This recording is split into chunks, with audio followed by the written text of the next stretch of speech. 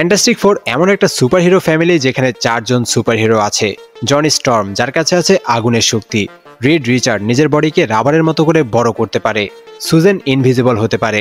আর ban হলো পাথরের তৈরি, যার কাছে হাল্কের মতো শক্তি আছে। যারা আমার চ্যানেলের সাথে আগে থেকেই আছো তারা তো অলরেডি ফ্যান্টাস্টিক ফোরের আগের 2টা মুভির এক্সপ্লেইন দেখেছ। যদিও এই মুভির সাথে আগের 2টা মুভির স্টোরি কানেকশন নেই, তবে ক্যারেক্টারগুলো সেম। আর এই মুভিতে আমরা ফ্যান্টাস্টিক ফোরদের ইয়াঙ্গার ভার্সনদেরকে দেখতে পারবো, যারা ডক্টর ডুমের সাথে লড়াই করবে। মানে এই মুভিতেও আমরা ডক্টর ভিক্টর ভন ডুমকে দেখতে চলেছি। তো চলো আর কথা না বাড়িয়ে শুরু করি fantastic four movie explain. So hello everyone, welcome to Faraz fiction. আমি ফরাদ আছি তোমাদের সাথে।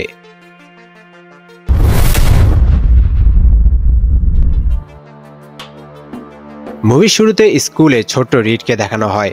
টিচার সবাইকে এক এক করে জিজ্ঞেস করছিল তারা বড় হয়ে কি করতে চায়। রিডকে যখন জিজ্ঞেস করা হয় তখন রিড বলে সে বড় হয়ে প্রথম ব্যক্তি হিসেবে নিজেকে টেলিপোর্ট করতে চায়। সুপার কম্পিউটার দিয়ে কোয়ান্টাম ইনফরমেশন এক জায়গা থেকে অন্য জায়গায় পাঠানো যায়, আর এভাবেই কোনো জিনিসকেও এক জায়গা থেকে অন্য জায়গায় টেলিপোর্ট করা সম্ভব। সে অলরেডি নিজেদের গ্যারেজে এমন একটা টেলিপোর্টার মেশিন নিয়ে কাজ করছে। সে এই প্রজেক্টের নাম দিয়েছে বায়োমেটার শাটাল। তবে টিচার রিডের উত্তর পছন্দ করে না, রিডকে অন্য কোনো উত্তর রেডি করতে বলে। এরপর টিচার ব্যান গ্রিমকে ডাকে। এরপর একদিন রাতে ব্যান তাদের ওয়ার্কশপে একটা গাড়িতে কাউকে দেখতে পায়।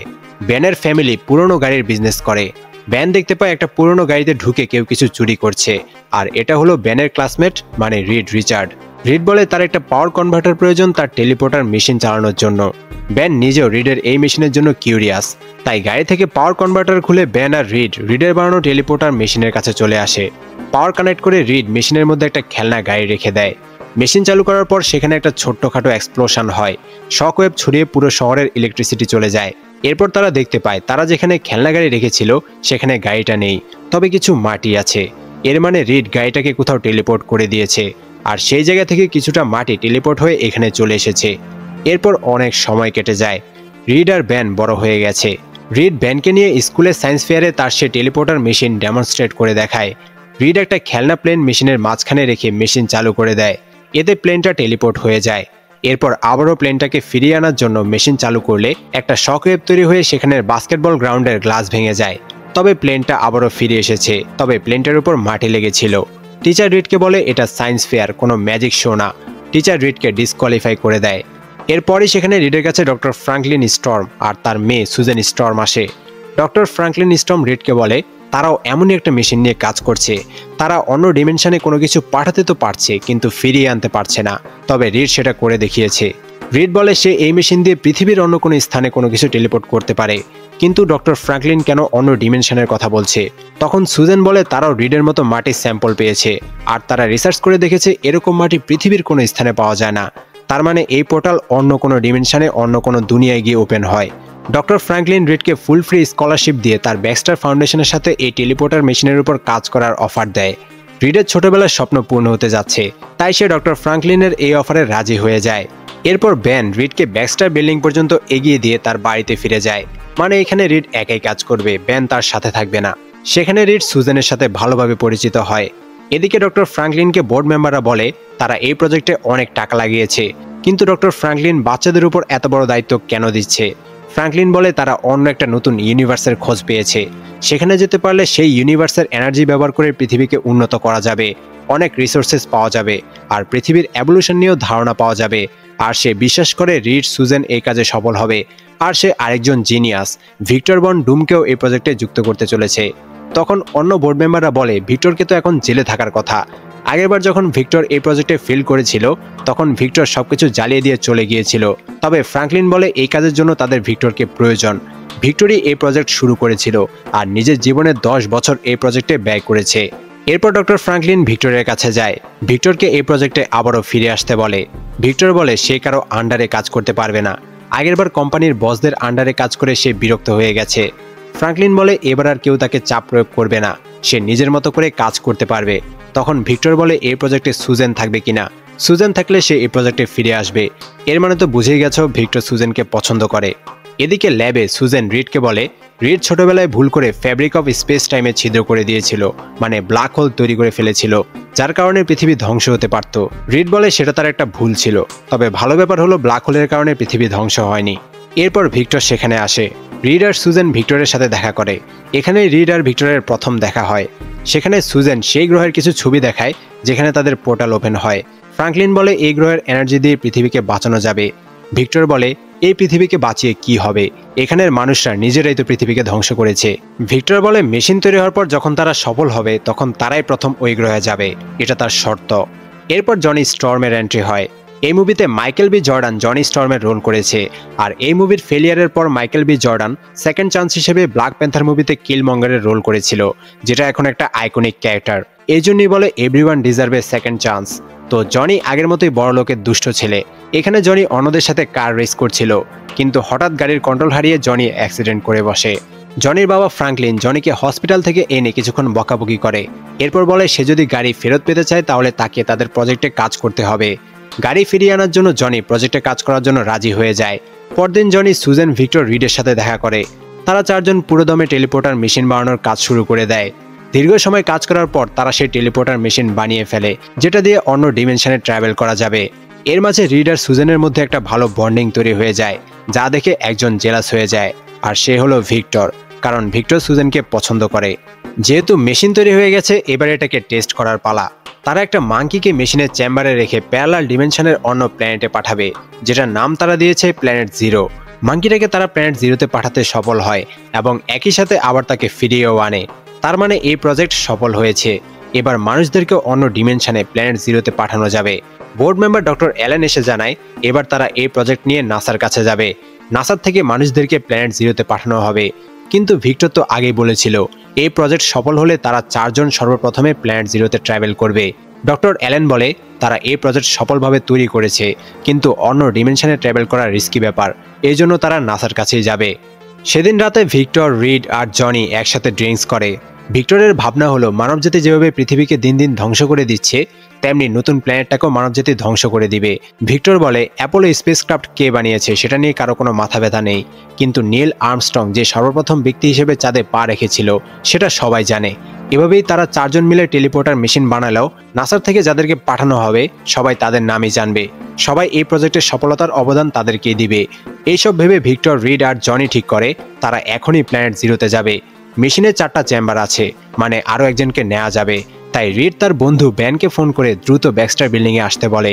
ব্যান ছোটবেলা থেকে রিডের সাথে আছে, তাই রিড ব্যানকে এই মিশনে নিয়ে যেতে চায়। ব্যান আসলে তারা চারজন মিলে স্যুট পরে মেশিনের চেম্বারে ঢুকে যায়। এদিকে সুজেন কম্পিউটারে দেখতে পায় কোয়ান্টাম গেট কেউ ওপেন করেছে, তাই সুজেন তার বাবাকে জানিয়ে দ্রুত ল্যাবের দিকে চলে যায়। তবে ততক্ষণে রিড, ব্যান, ভিক্টর আর জনি মেশিন চালু করে অন্য ডিমেনশনে মানে প্ল্যানেট জিরোতে চলে যায়। সেখানে তারা এক অন্য দুনিয়া দেখতে পায়। এটা তাদেরই কাজের ফলাফল। মার্কিং করার জন্য পতাকা লাগাতে গিয়ে তারা লক্ষ্য করে সেখানে এক ধরনের এনার্জি নদীর স্রোতের মতো বইছে। এমন এনার্জি তারা পৃথিবীতে দেখেনি। তাই আরও ভালো করে দেখার জন্য ব্যান, রিড আর ভিক্টর পাহাড় থেকে নিচে নামে। ভিক্টর এনার্জির কাছে গিয়ে বলে সে এই এনার্জি ফিল করতে পারছে, যেন এটা জীবিত আছে। কিউরিয়াস হয়ে ভিক্টর এনার্জিতে হাত লাগিয়ে ফেলে। তখনই হঠাৎ এনার্জি অ্যাক্টিভেট হয়ে চারদিকে এক্সপ্লোশন হতে শুরু করে।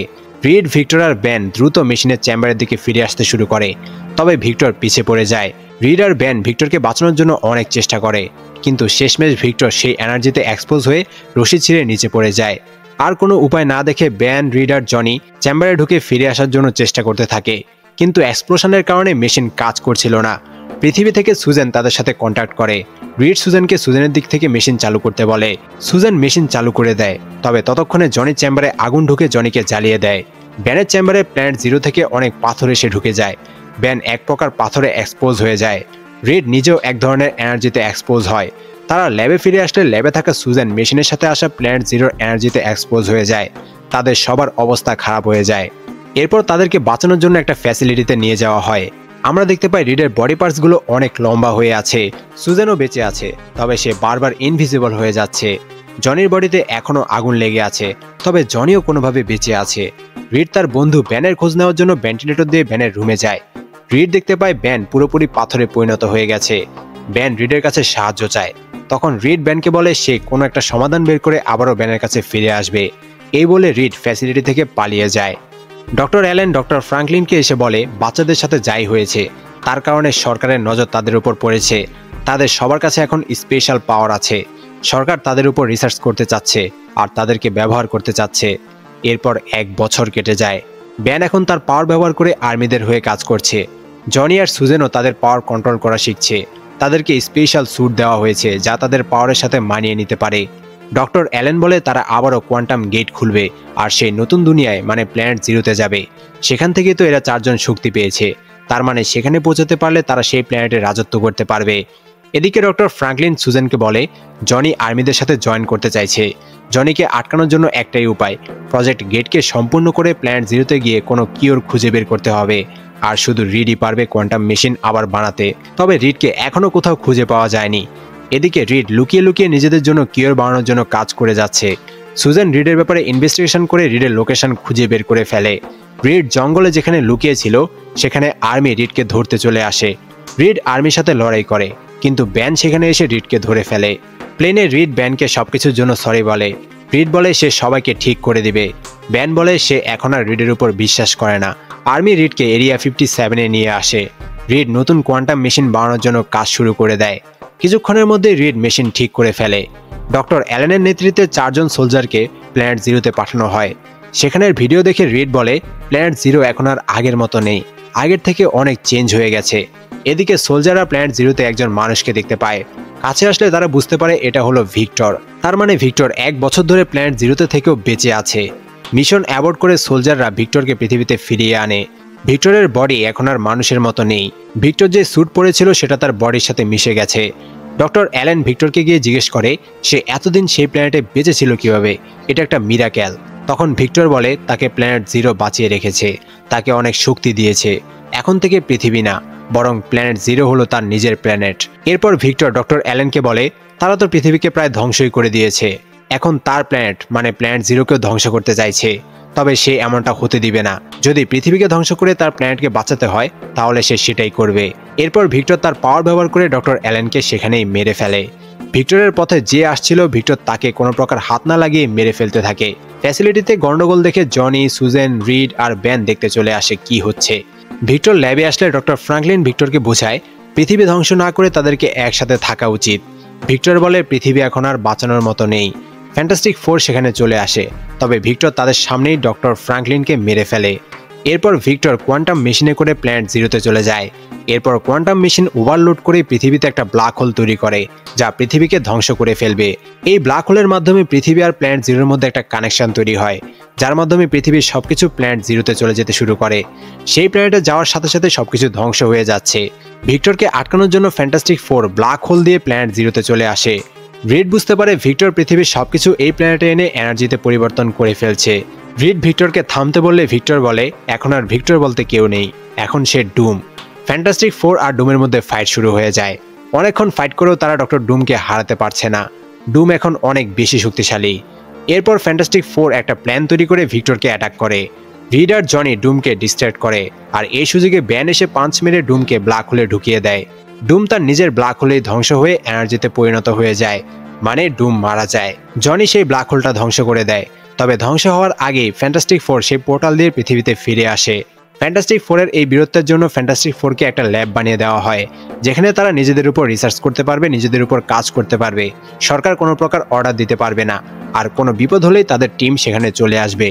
এরপর তারা 4 জন তাদের নতুন ল্যাবে যায়। সেখানে রিড তাদের টিমের নাম দেয় দি ফ্যান্টাস্টিক ফোর। মুভি এখানেই শেষ হয়। তো কেমন লাগলো ফ্যান্টাস্টিক ফোর মুভিটি কমেন্টে জানিয়ে দিও। এক্সপ্লেন ভালো লাগলে অবশ্যই ভিডিওতে লাইক, কমেন্ট অ্যান্ড শেয়ার করে দিও। আর পরবর্তীতে কোন মুভির এক্সপ্লেন চাও সেটাও কমেন্টে জানিয়ে দিও। এরকম আরও এক্সপ্লেন পেতে অবশ্যই সাবস্ক্রাইব করে বেল আইকন বাজিয়ে দিও। Bye bye.